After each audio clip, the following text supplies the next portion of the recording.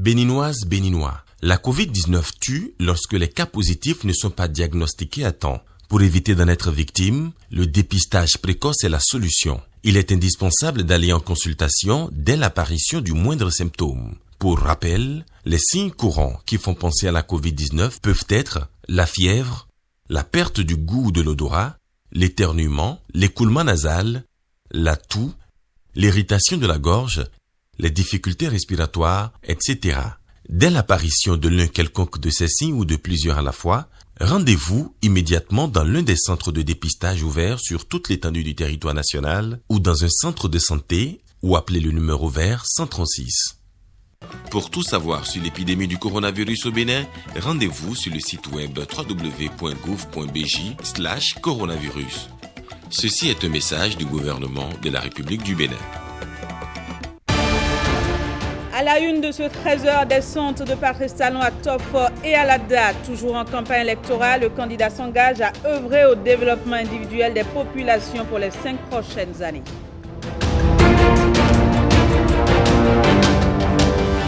Présidentielle du 11 avril, toujours le duo RLC est également à la quête de ses électeurs. Nous ferons le point de la descente de Irénée Agossa dans le plateau, plus précisément à Igolo.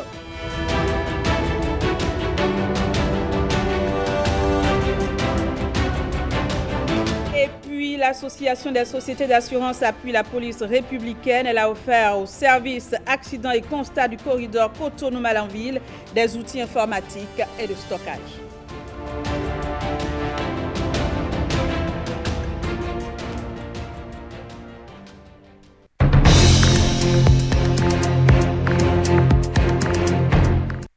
Bienvenue à toutes et à tous. Patrice Talon poursuit son opération de charme pour la présidentielle du 11 avril prochain.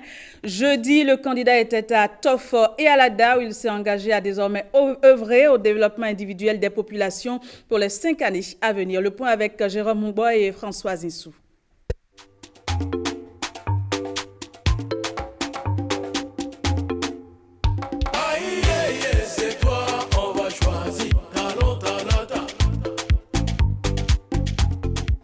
Dans le département de l'Atlantique, la commune de Tofo est un grenier. Ici, comme dans d'autres communes sillonnées il y a quelques mois, le candidat Patrice Talon vient honorer la promesse de revenir après l'opération de reddition des comptes. Après la mise en œuvre des réformes avec effet induit dans presque tous les domaines, Patrice Talon inscrit désormais dans son viseur le développement et le bien-être personnel. Le plus important qui reste à faire, après les préalables, après l'eau, la route, l'électricité, qui sont indispensables à la vie au développement. Le reste, le développement pour chacun de nous individuellement. C'est beaucoup d'argent que nous dépensons pour réaliser tout ce que je viens de citer. Routes, écoles, eau, infrastructures, c'est beaucoup d'argent. Cet argent-là, dont nous disposons désormais à suffisance, va nous servir maintenant à nous occuper de chacun individuellement. Nous sommes capables. La majorité d'entre nous, nous sommes capables d'y arriver avec l'accompagnement de la communauté tout entière. Les populations de Tofo clament haut et fort qu'entre elles et Patrice Talon, c'est une longue histoire d'amitié.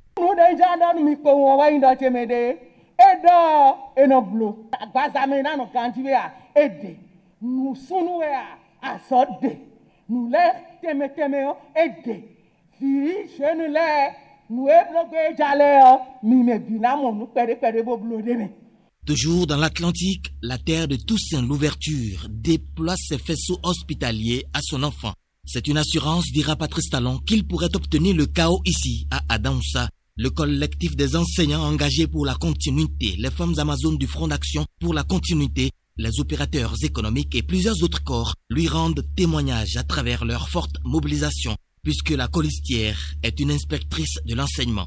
Le maître mot, la continuité de la dynamique à travers un vote massif le 11 avril prochain. Je vais voter pour le développement. Je vais voter pour notre capacité à aller plus loin maintenant. Je vais voter pour le programme de développement. C'est plus engageant. En sortant de chez soi le matin, il faut que chacun veuille bien que le pays se développe, comme je viens de l'exposer. Pour Patrice Talon, le vote prochain est la contribution de chacun à l'enracinement du développement irréversible du Bénin.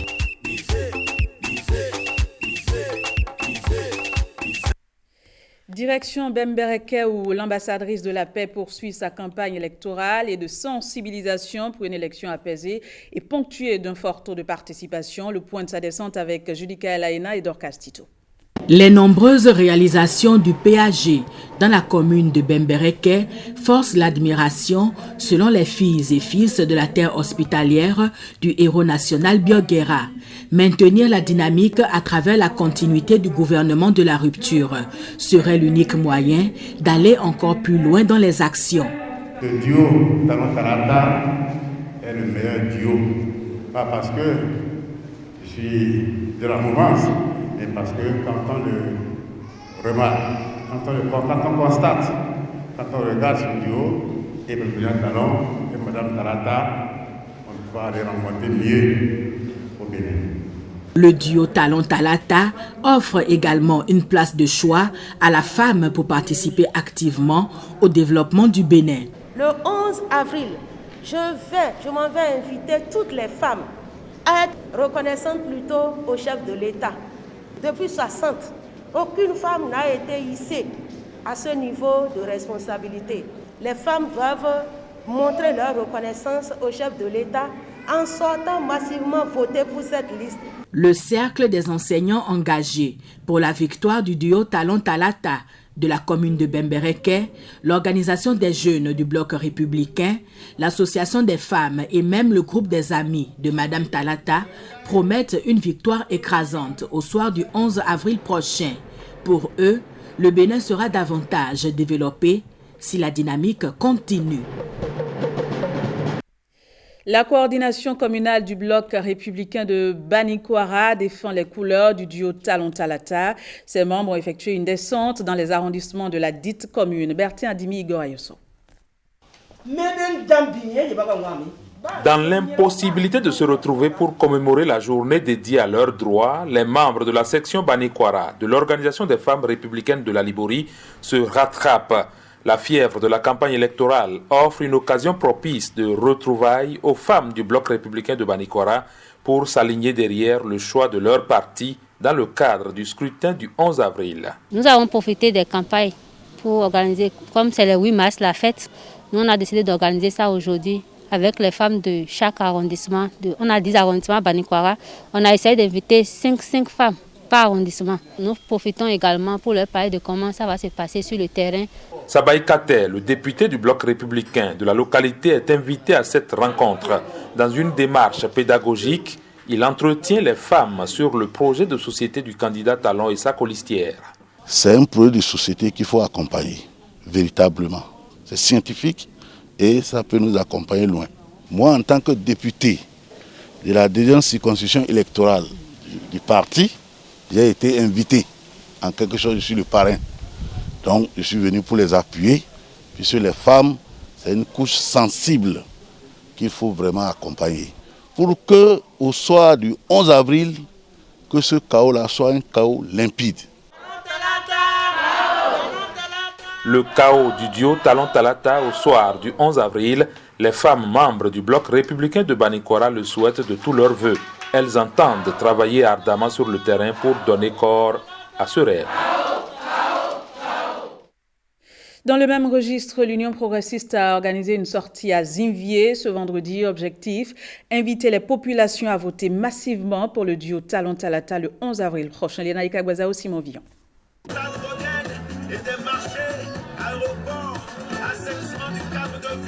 Conviviale et festive est l'ambiance réservée à la délégation de l'Union progressiste ici à Zinvier.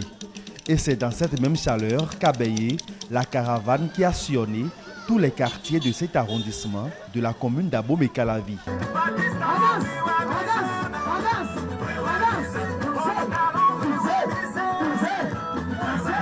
Partout, le mot d'ordre est le même. Si vous votez Talon le 11 prochain, vous êtes en train de voter le développement.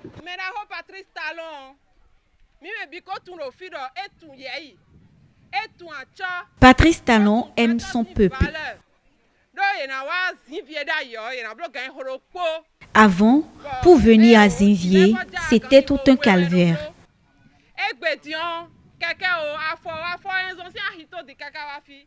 Aujourd'hui, avec la construction de la voie, on vaque rapidement à nos occupations. L'occasion est saisie pour rappeler aux populations de Zinvié les pièces qui peuvent leur permettre de voter. Et si vous voulez voter, on va vous présenter un document pareil. Et avant de vous présenter ce document, on va demander votre pièce d'identité. Soit vous présentez votre pièce d'identité nationale, permis de conduire, carte de RAVIP, carte de l'EPI ou passeport.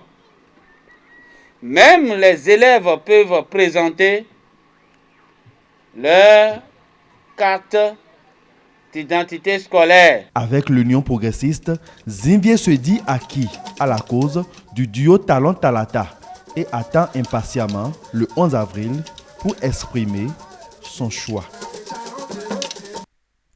Présidentielle toujours pour le compte de son duo RLC, Irénée Agossa est allé à la conquête du plateau.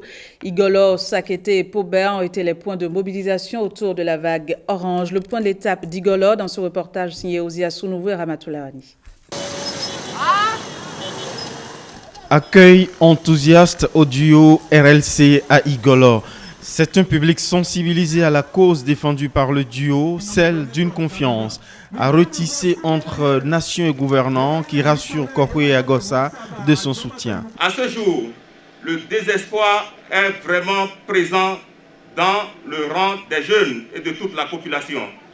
Le rassemblement d'aujourd'hui est non seulement celui d'un engagement militantiste, mais celui d'un choix délibéré. Le duo corentin Agossa est le duo qui incarne la vraie alternance aujourd'hui. Ainsi motivé, Irénée Agossa galvanise davantage les sympathisants de son duo qu'il pose en justicier de la condition sociale du Béninois, puis désigne le Nigeria comme la source providentielle du miracle économique à réaliser. Dès le lendemain de notre élection, le président Koye et moi, nous irons dormir au Nigeria et permettre au Nigeria d'ouvrir ses frontières et faciliter le commerce entre le Bénin et le Nigeria. Nous allons développer la zone Ifeanyi, Pobé, Ilara, Ketu, Pédéco. Toutes ces zones, c'est une zone de développement de notre pays. Et dans une suite logique du discours de campagne, le duo appelle le peuple d'Igolo à challenger les certitudes triomphalistes de leur principal adversaire le 11 avril prochain. Vous devez voter pour qu'on aille au second tour au moins. C'est ça qui fera la force de notre démocratie. Regardez là où il y a l'orange. Mettez votre cachet là, soufflez pour que ce soit sec avant de refermer.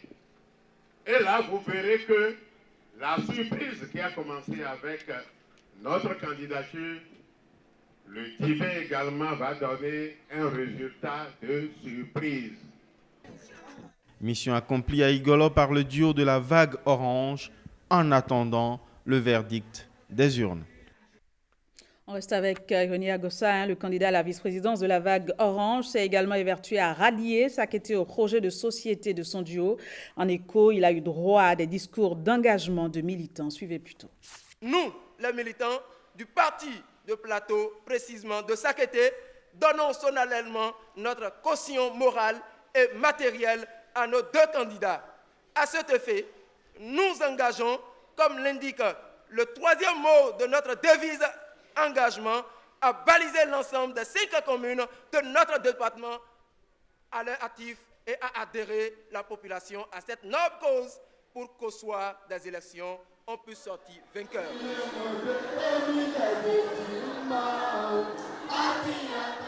Si nous sommes là aujourd'hui, c'est que nous sommes appelés. Nous sommes appelés. Nous sommes en mission. Et nous le savons. C'est pour cette raison que nous avons dit que notre mandat serait un mandat de transition.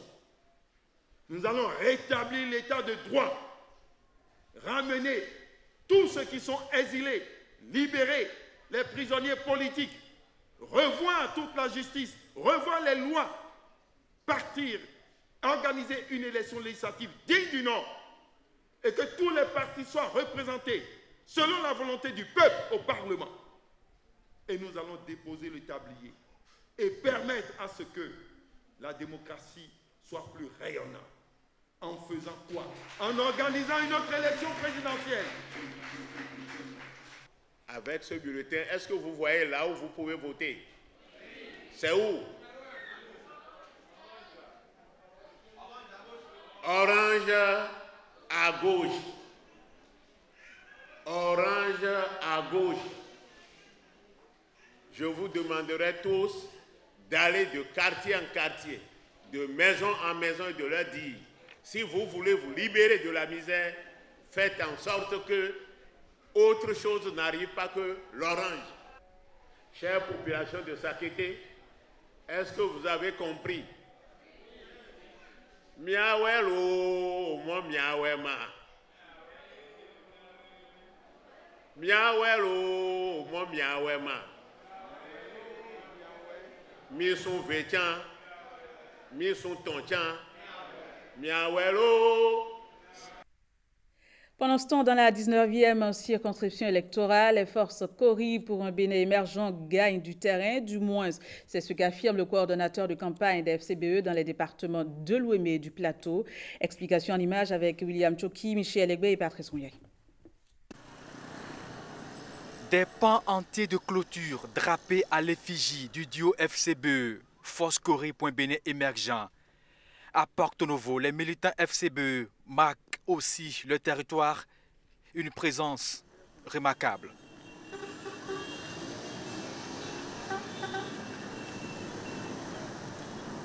La bataille serait rude, ils le disent, ils promettent rafler une bonne partie de l'électorat de Porto Novo. Pour la campagne électorale à Porto Novo, on a eu un peu de difficultés parce que le parti au pouvoir, ils ont un peu de monopole, de priorité que nous n'avons pas. Mais nous gérons par rapport aux moyens de bord qu'on a. Mais nous avons prôné pour ne pas faire des meetings gigantesques. Plutôt, on a préféré aller dans les hameaux, aller dans les quartiers de ville et de maison en maison pour toujours parler de ce que nous voulons faire en particulier et vendre notre projet de société qui est très, très, très riche pour la population béninoise pour les 5 ans à venir. La FCBE a aussi le vent en poupe dans le département de l'Ouémé, rassure le coordonnateur. Les enseignants et les femmes des marchés constitueraient la frange de la population acquise à la cause Kori. Nous avons vu des mamans, des enseignants, des émigrants, des sages, eux tous qui se sont donnés activement et qui ont dit cette fois-ci il va falloir qu'on change et que l'alternance de 2021 est fortement possible pour le parti FCBE. Les partis siamois ne nous font pas peur. C'est un peu le parti de la Renouveau démocratique qui est un parti qui a adhéré au pouvoir en place, qui était un parti qui avait un peu de monopole sur Adjara et Porto Novo. Mais cette fois-ci, nous sommes très sûrs et on est certain que la population a compris que ce n'est pas un parti qui prône la ville, mais plutôt la vie sociale de la population. Parce qu'on a eu beaucoup de problèmes à Porto Novo par rapport au cassage des baraques au bord de la voie, des caniveaux, des fosses, et aussi de nos moments qui vendent au marché. Une fois que le président Alassane Soumanou Djemba et Paul Humpé seront là, nous allons vraiment redonner de vie au social pour que la population puisse se sentir à l'aise chez eux. L'alternance au sommet de l'État est bien possible, une conviction du duo, du consensus. D'ailleurs, il se présente comme le choix idéal pour cette fin. Et après une semaine de campagne électorale, le duo du parti Force Kori pour un Bénin émergent se dit satisfait du déroulement. Il invite surtout les militants à rester éveillés pour arracher la victoire au soir du 11 avril prochain. Écoutons à cet effet le candidat FCBE à la présidence de la République, Alassane Soumanou Djemba.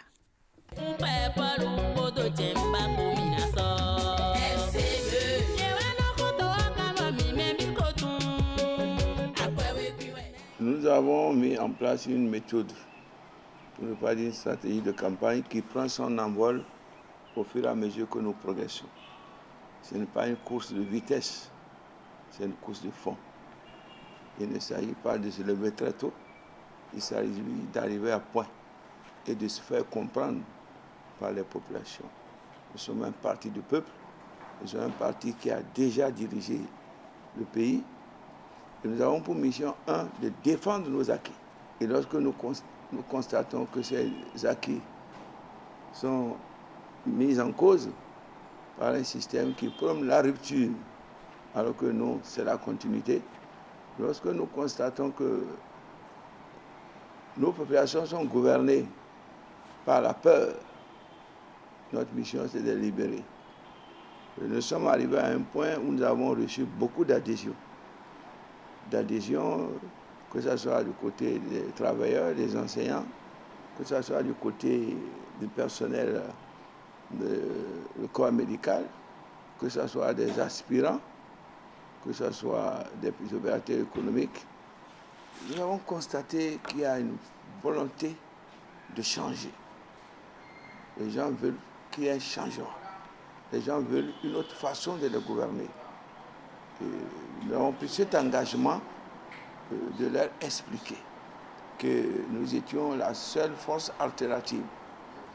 Pourquoi? Parce qu'en démocratie, c'est la force du plus grand nombre.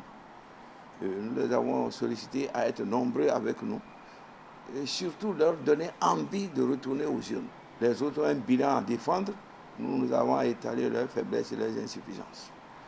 Et je pense que la campagne bat bien son plein. Nous avons changé de stratégie. C'est-à-dire les grands meetings où c'est du populisme, où c'est plutôt la foule. Nous avons dit à nos coordinations, à nos cellules, que nous avons consolidé. Et au cours de notre déplacement, les Béninois ont remarqué que la FCBE avait un ancrage assez stabilisé. Dans toutes les localités, dès que nous arrivons, nous avons des militants. Et à partir de ce moment, la mission fondamentale qui nous reste à l'heure actuelle, en ma qualité de candidat à cette élection présidentielle, c'est l'adhésion des populations. Nous devons aller vers les populations jusqu'à la veille des élections. Le message de la nécessité de l'alternance, la nécessité de gouverner autrement, la nécessité de conquérir le pouvoir. L'objectif principal d'un parti politique, c'est d'aller à la conquête du pouvoir.